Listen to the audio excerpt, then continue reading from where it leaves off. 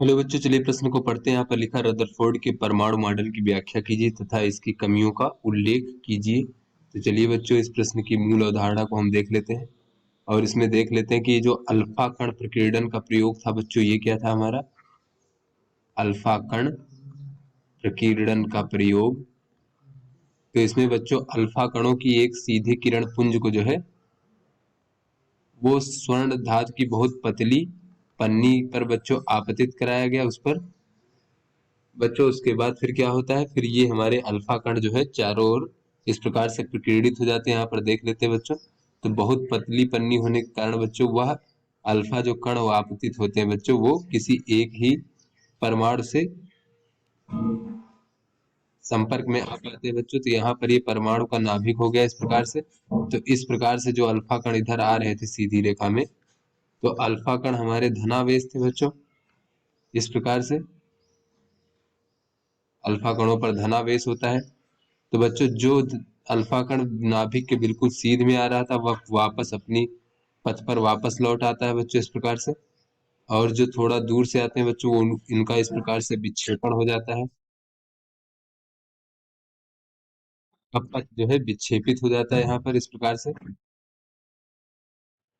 इस प्रकार से।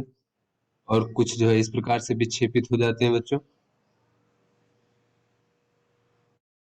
ये हमारा अल्फा कण का प्रकीर्णन का प्रयोग था। जो अल्फा कण बहुत नाभिक से काफी दूर से होकर के जाते हैं बच्चों, उनका पथ विचलित नहीं होता, वो अपने मार्ग से विचलित हुए बिना सीधे इस प्रकार से निकल जाते हैं। तो बच्चों ये हमारा अल्फा कण प्रकीर्णन का प्रयोग था बच्चों, स्वर्ण धातु की बहुत पतली पन्नी पर। तो चलिए अपने प्रश्न को हल कर लेते हैं। यहाँ पर कहा जा रहा है कि रदरफोर्ड का परमाणु मॉडल बताइए बच्चों। तो रदरफोर्ड ने अल्फा कण प्रकीर्णन के प्रयोगों के आधार पर बच्चों कुछ निष्कर्ष निकाले और उन निष्कर्षों के आधार पर परमाणु का मॉडल दे दिया, जिसे हमें रदरफोर्ड का परमाणु मॉडल कहते हैं। रदरफोर्ड का परमाणु मॉडल। तो बच्चों अल्फा कण प्रकीर्णन के प्रयोगों के आधार पर बच्चों जो निष्कर्ष निकला, उसने रदरफोर्ड ने उसके आधार पर परमाणु मॉडल दिया। इसके इसके परमाणु मॉडल में कौन कौन सी बातें कही गई ये देख लेते हैं। तो पहला इसमें कहा गया, जो परमाणु होता है, परमाणु गोलाकार होता है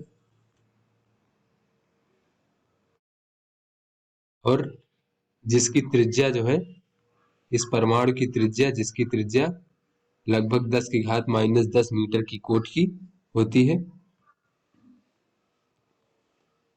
10 की घात -10 मीटर की कोट की होती है बच्चों।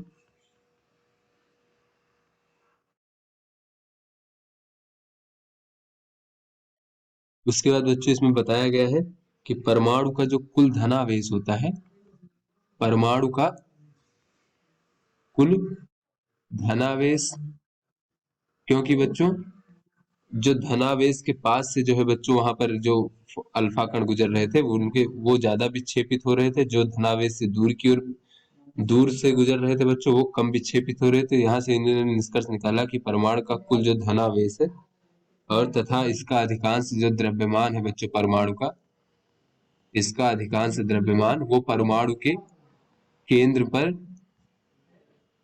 केंद्र में बच्चों संकेंद्रित होता है। इसका अधिकांश जो द्रव्यमान है,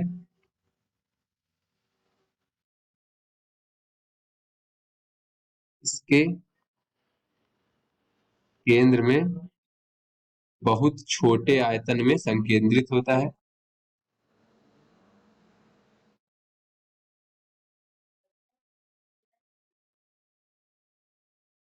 और इसे बच्चों रदरफोर्ड ने नाभिक कहा। संकेंद्रित होता है जिसे नाभिक कहते हैं परमाणु का।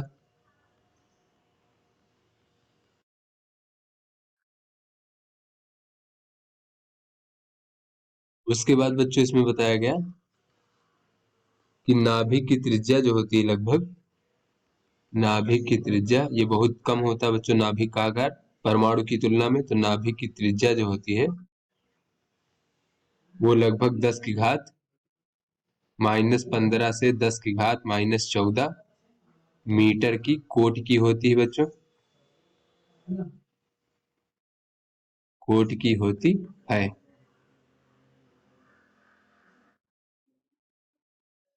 उसके बाद बच्चों अगर हम देखें तो इसमें बताया जाए कि नाभिक के चारों ओर जो है, जो कि परमाणु का आकार है बच्चों लगभग 10 की घात -10 मीटर की कोटि का, तो उस आयतन में बच्चों, या फिर कह लें उस परमाणु में नाभिक के चारों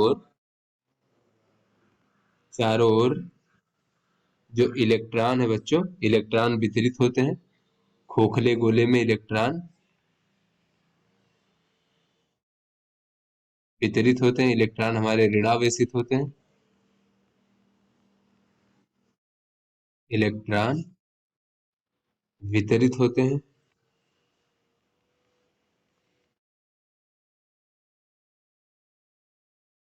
और बच्चों जो इलेक्ट्रॉनों का कुल आवेश होता है बच्चों, कुल ऋणावेश और नाभिक के कुल धनावेश के बराबर होता है। इस प्रकार से परमाणु जो होता है वो विद्युत उदासीन होता है। उसके बाद बच्चों इसमें बताया गया है कि जो इलेक्ट्रॉन होते हैं बच्चों, वो नाभिक के चारों ओर वृत्तीय कक्षा में गति करते रहते हैं। इलेक्ट्रॉन नाभिक के चारों ओर वृत्तीय कक्षा में गति करते रहते हैं। जैसे कि बच्चों सूर्य के चारों ओर जो ग्रह गति करते हैं, उसी प्रकार से इलेक्ट्रॉन नाभिक के चारों ओर वृत्तीय कक्षा में गति करते रहते हैं। इसीलिए इसे हम इस मॉडल को बच्चों सौर मॉडल भी कहा जाता है।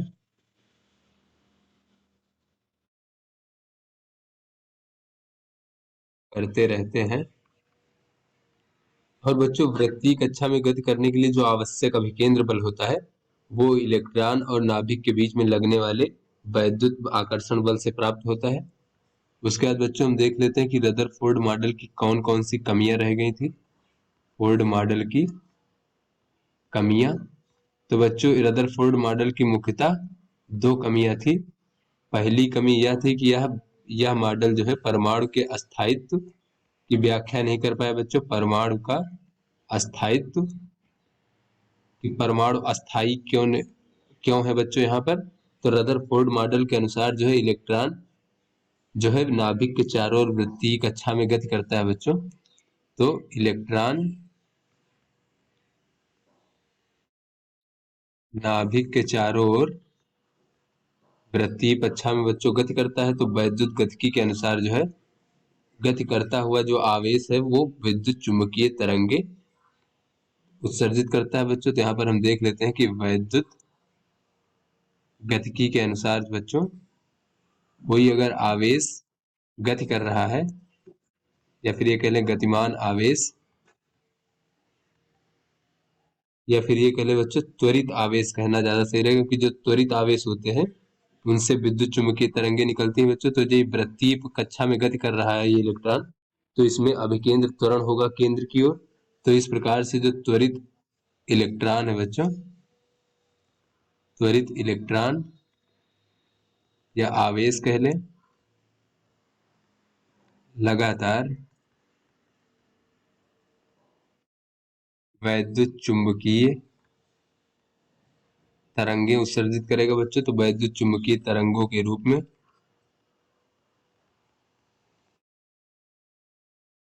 ऊर्जा उत्सर्जित करेगा बच्चों, जिससे गतिमान इलेक्ट्रॉन की ऊर्जा लगातार कम होती रहेगी। और जब ऊर्जा कम होती रहेगी, बच्चों ऊर्जा कम होने से उसके वृत्तीय पथ की त्रिज्या लगातार घटती जाएगी, जिससे वृत्तीय पथ की त्रिज्या लगातार घटती जाएगी।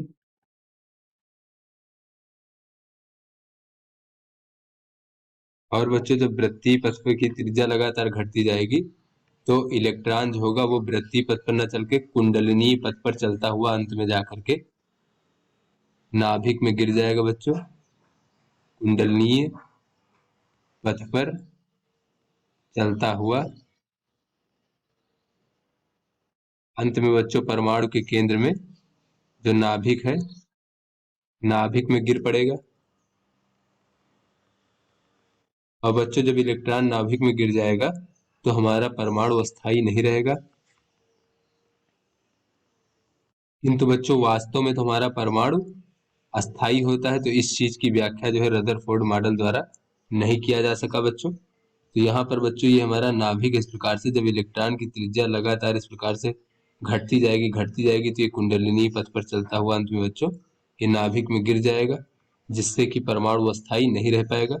और दूसरी कमी अगर हम देखें बच्चों, तो परमाणु का जो रेखीय स्पेक्ट्रम होता है बच्चों, ये रेखीय स्पेक्ट्रम की व्याख्या नहीं कर पाया।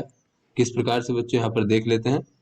तो रदरफोर्ड के अनुसार जो है, जो हमारा इलेक्ट्रॉन है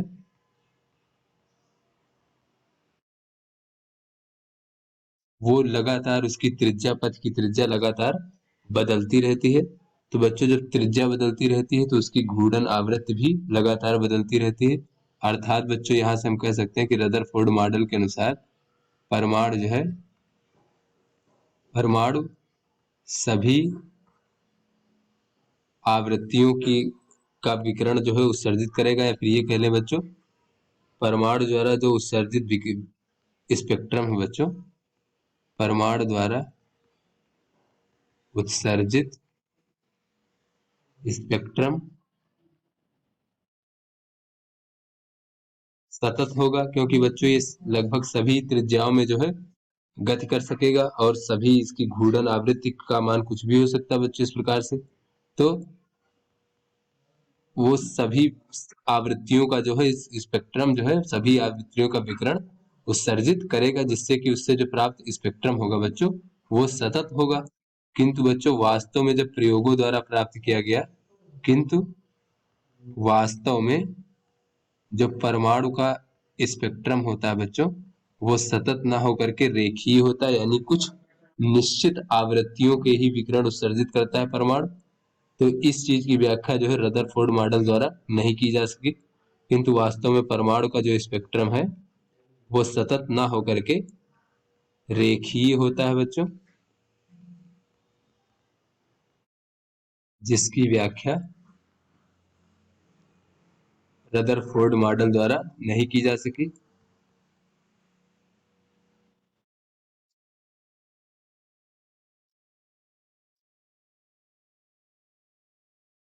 ये बच्चों इनकी कमियां हो गई, तो आशा करते हैं आपको समझ में आ गया होगा। धन्यवाद।